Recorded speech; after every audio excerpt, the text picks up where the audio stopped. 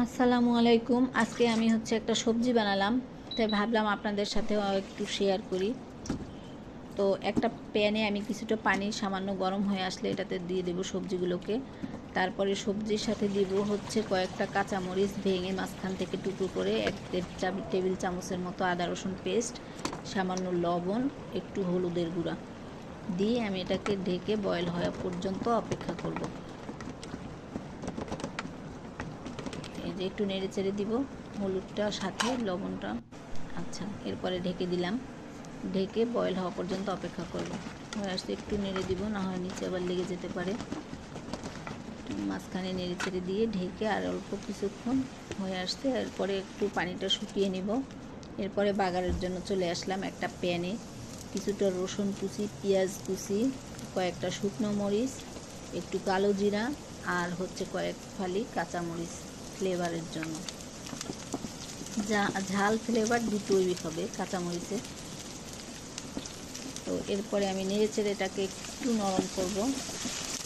নরম হওয়া পর্যন্ত আমি এটাকে চুলার আঁচে রেখে নাড়তে থাকবো। এরপরে আমি এটাতে দিব সামান্য একটু লবণ, জাস্ট পেঁয়াজটা নরম হওয়ার জন্য।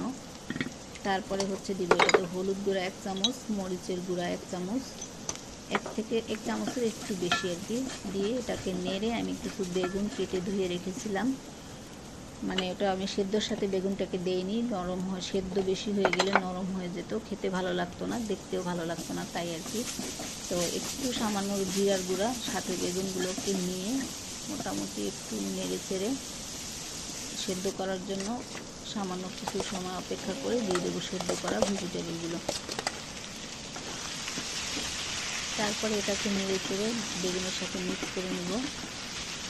তারপরে যেটা করব, আমি এটাতে দিয়ে দেব সামান্য একটু আচার, যেটাতে স্বাদ ফ্লেভার দুটোই বাড়াবে, খাওয়ার একটা অন্যরকম রুচি চলে আসবে। এবং এটা আপনি রুটি, পরোটা, তারপরে নান, পোলাও, সাদা ভাত সব কিছুর সাথেই সার্ভ করতে পারবেন। খেতে অন্যরকম একটা ফ্লেভার আসে, আর মজাটাও বেশ দুর্দান্ত লাগে খেতে একটা খাই।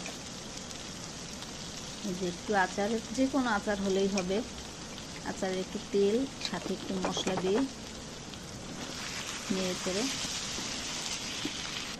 একটু ধনে পাতা দিয়ে নামার আগে নামিয়ে ফেলবো। ও আচ্ছা, কয়েক টুকরো রসুন দিব সাথে, খাওয়ার সময় আর কি, এটা একটু সাথে চিপে খেতে বেশ ভালোই লাগে। এই যে তারপরে আমি এটার সাথে কয়েক টুকরো চাপটি বানিয়ে নিলাম।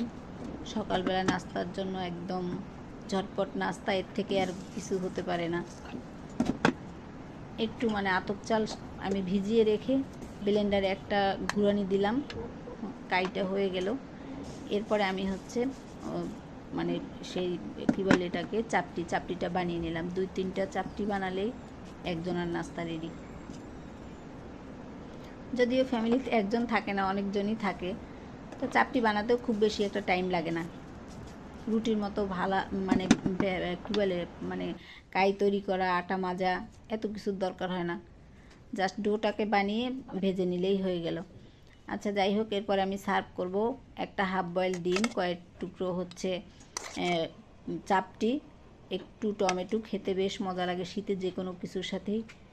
তারপরে একটু ভাজি। আলহামদুলিল্লাহ, সকালের নাস্তা রেডি। আল্লাহ হাফেজ, ভালো থাকবেন সবাই।